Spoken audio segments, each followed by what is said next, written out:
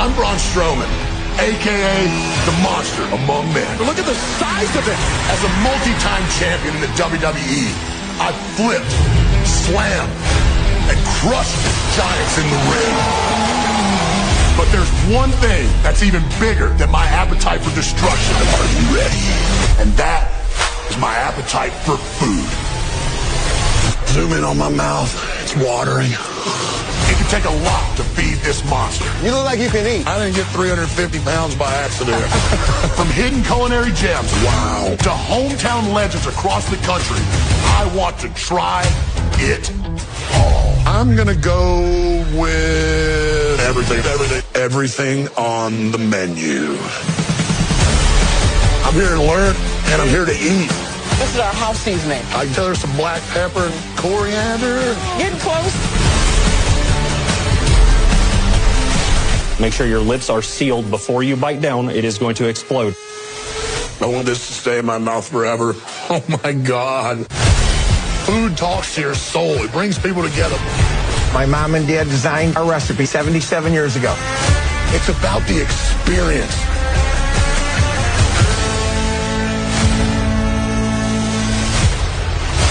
Get out. Try something new. Tell them the monster sent you.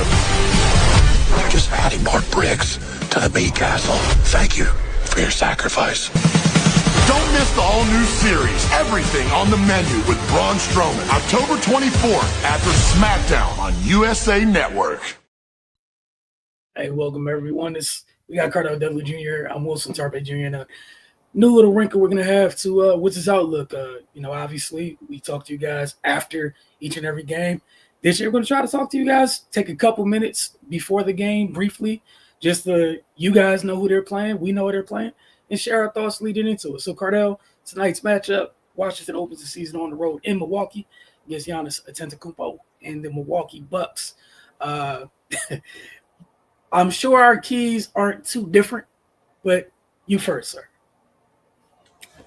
Yeah, obviously, it's going to start in the front court. The front court battle, I think, will determine the game. Washington's bigs, young, obviously, with Alex Sarr and Tristan Vucevic. Marvin Bagley's there. He's a vet. But they need those guys to step up in a major way, specifically on defense and rebounding the ball, man. We all know who they're facing. Probably the biggest bully in the league, and Giannis, and he doesn't stop coming. So they have to match his physicality. They have to play smart defense, and they have to make him work. Will they succeed every play? No one's expecting them to stop Giannis, who's already a first ballot Hall of Famer. He's just adding on to that resume. But you got to be able to make it tough on him, and to be able to win this game. Because if they don't do their job, it's slim to none that the Wizards can pull out this win. And now the games count. You know what I mean? And then you obviously got Miles Turner on the other side, who they just added in the free agency. And you got to be careful with him because he can spread the floor, but he's an elite shot blocker, hell of a defender, rebounder. So that duo with him and Giannis is the ultimate test for these youngins. Alex Sarr, Vucevic said, put in work over the summer, trying to bulk up, get stronger and stuff like that. And it shows, but this is a different animal. This is a different test. So, they got their work cut out for them. But, if they look at it this way, if they manage to have a respectable competitive night against these two, then they shouldn't really fear anybody else in the league.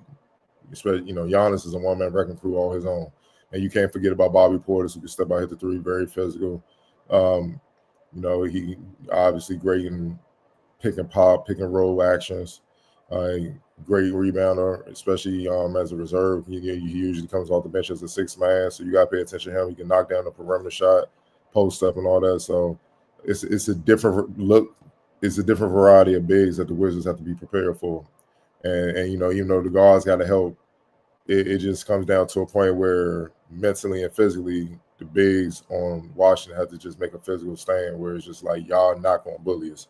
You may outskill us or something like that, fine, but you're not going to do both. You ain't going to bully us and then outskill us because we have no chance. And I think that's where it starts for one key of the game. Yeah, I'd echo that as well. And Not only that, talk about the physicality, as you pointed out, most of their bigs, not named Giannis, they do a very good job stretching the floor. So that's something, regardless of what units on the floor from Milwaukee, Washington needs to be aware of. Now, one of the things that was at the top of my list was obviously, you're playing Milwaukee, you got to deal with that bully and what he's trying to do in the paint. But what Milwaukee's done over the years is they try to make sure there's some shooting around them. You got to take away the three-point line from Milwaukee as well. You can't have both things going. It's going to be a long – you're not surviving that night if he's getting what he wants inside and those folks outside are raining down from outside. There's not going to be any rest. Also, they need to take care of the basketball. And, that favorite thing we talked about all last year, the year before. And again, you started off talking about the bigs and the importance of them putting some weight on them. They did a good job in preseason, I think it is, of rebounding. Mm-hmm. It's official now. It's officially the first of 82. That's something that I would like to see continue. And that needs to continue, honestly, not just the bigs, but as a whole. Rebounding basketball, man, it's best possible. Try to start to limit these teams, and it starts tonight. The one shot down. How many times last year, the year before, did we see where they played 22 seconds of good defense and second chance opportunities? Teams that get 2 or 3 more opportunities. Exactly. And then, another key to the game, outside seeing the youngsters play, see how, their first real NBA minutes, obviously Trey and Will Riley, whatnot. For the Bucks, the question mark at point guard, is it Cole? Is it I like at times what Porter did, Kevin Porter, what he did. You got AJ Green over there, who's gonna be the point guard? That's the other question mark. With that being said, is it gonna be by committee? It's not like you can't look at a roster and be like, I know who's gonna be the point guard. They trying to figure it out, right? You could just tell. I think that's an advantage for the Wizards, especially with CJ there, and then Chris, who's another primary ball handler as we saw in the preseason. He led the team in assists. He was the one also kind of playing that point forward role. He's going to be motivated to play against his former team fully healthy. Last year he was healthy enough to play, but he wasn't fully healthy. So obviously you got Bub, right there. If he's, clear to play, I know it's need. They haven't listed the injury. The only person that was on the injury report, when I checked a couple hours ago, was obviously Bilal Coulibaly, who's out for a little bit. So I didn't see Bub on there. So, if he plays, obviously that. But they do it by committee, even though Bub is kind of like the primary slotted in as point guard. I feel like that's an advantage for the Wizards, not just because it's in Bubby, but CJ, they give you different looks where Bub's trying to push the ball up court, played up tempo game. CJ going to kill you with poise and outthink you and give you different paces to throw you off, as a point guard, which go to the Wizards' advantage, man. You know what I mean? It's just a calm with the team. And obviously what will help the Wizards' defense as far as being able to contain who we just talked about, the shot selection. You can't take a lot of bad shots, especially Giannis. He get on the transition, he's nearly unstoppable to stop. Your shot selection will help dictate how you defend. And I think that's going to be key. And that's just something, we can't turn the ball over, obviously, but I think that's just going to be key in this game, man. So the guard play, who's more efficient? That I think that would be the X factor in the game, outside the primary thing being the front court battle and that. So it's going to be interesting to see, man. They got a lot of wings to throw at him. Former Wizard Cruz is on the other side, but they got a lot of wings to throw at him, to kind of keep him at bay, man. But that front court and the point guard play, those going to be for me the X factors in the game, like as far as who will win the game. Yeah, I think for me it's our goal rebounding and other X factors. Just we've seen so many times, whether we talk about the W or on any association, depth can change a game, can swing a game.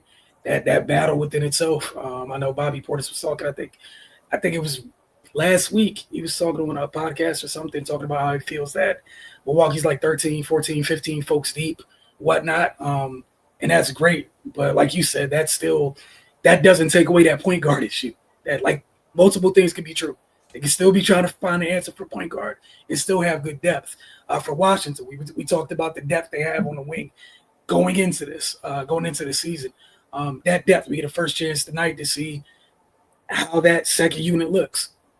Doesn't matter who's a part of it, just who can come in. Can they come in, whatever group that is, and impact the game?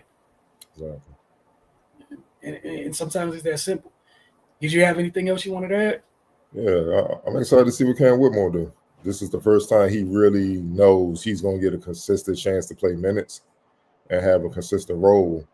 I'm interested to see what he can do with ultra talented. You know, I've been talking about him since he was in high school. And I told you, he ain't going to be in college long. And I've been saying that in Spalding when he was at Archbishop Spalding dunking on everybody. But he's skilled too, man. And he's super athletic enough to be a good, hell, if he really put his mind to, a great defender. So I feel like he could be an X factor because